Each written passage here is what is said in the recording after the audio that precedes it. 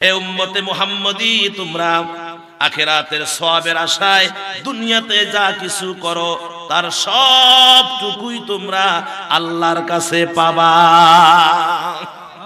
হে উম্মতে মুহাম্মদী, তোমরা দুনিয়াতে সওয়াবের আশায় যা কিছু করতেছো এর সবটুকু আল্লাহ আপনাদেরকে দিবে। ওমা তুকাদ্দিমু লিআনফুসিকুম মিন খায়রিন তাজিদুহু ইনদাল্লাহ। কার কাছে? কার কাছে?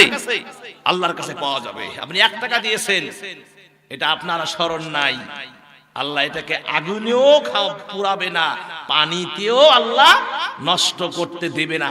এটা আপনি ওই জমিনে লালন পালন হয়ে কিয়ামতের ময়দান যখন শুরু হয়ে যাবে, আমলনামার পাল্লা যখন নেকির পাল্লাটা হালকা হবে গো মুসলমান, আল্লাহ পাক বলবেন, ও আমার ফেরেশতারা দেখো তো আরো কিছু আছে নাকি কোথাও।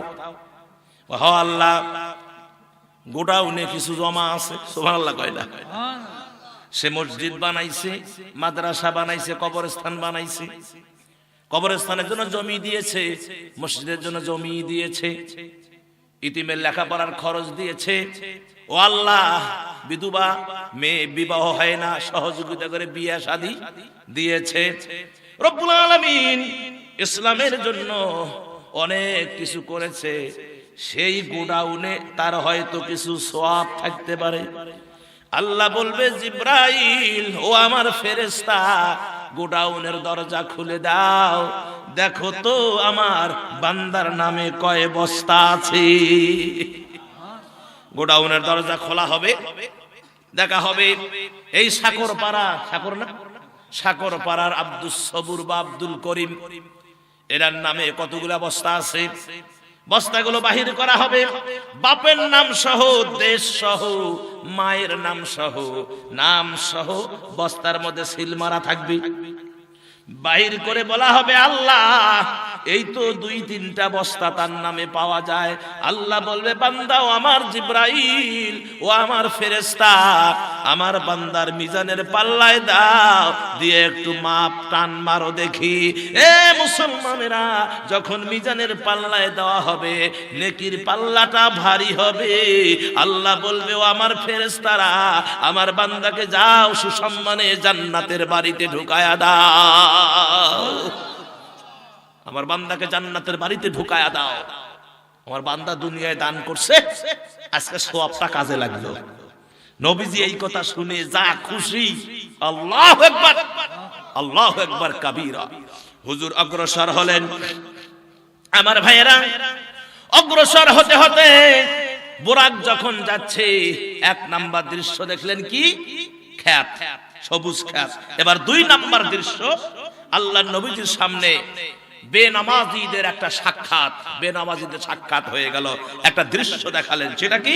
হযরত আবু হুরায়রা রাদিয়াল্লাহু তাআলা আনহু হতে বর্ণিত আছে যে নবী করিম সাল্লাল্লাহু আলাইহি ওয়াসাল্লাম বলেছেন, সবুজ ক্ষেত থেকে বুরাক যখন কিছু দূর এগিয়ে গেল, তখন নবীজির সামনে একদল কি বেনামাজি হাজির করা হলো। তিনি দেখতে পাচ্ছেন সেখানে 2 শ্রেণীর নর এবং নারী রয়েছে, তাদেরকে উত্তপ্ত মাটিতে শুয়ে রাখা হয়েছে। কি মাটিতে? কোন? উত্তপ্ত মাটির মধ্যে তাদেরকে শুয়ে রাখা হয়েছে। মানে কেন? তারা ঠিক মতো নামাজ পড়ে নাই।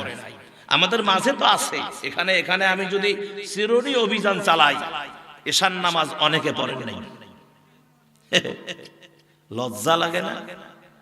লজ্জা লাগে না? যারা নামাজ পড়ো না, বেলজ্জা। খাও আল্লাহর, আল্লাহর হুকুম মানো না।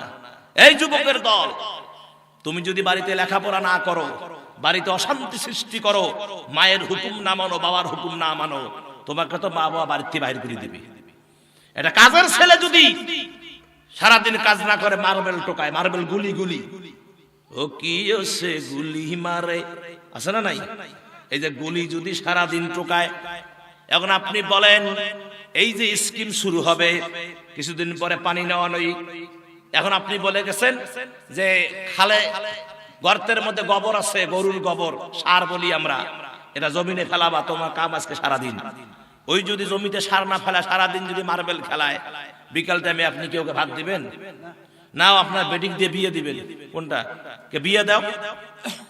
হ্যাঁ দিবে কেউ? দিবে না। মায়ের কপালে আছে না নাই?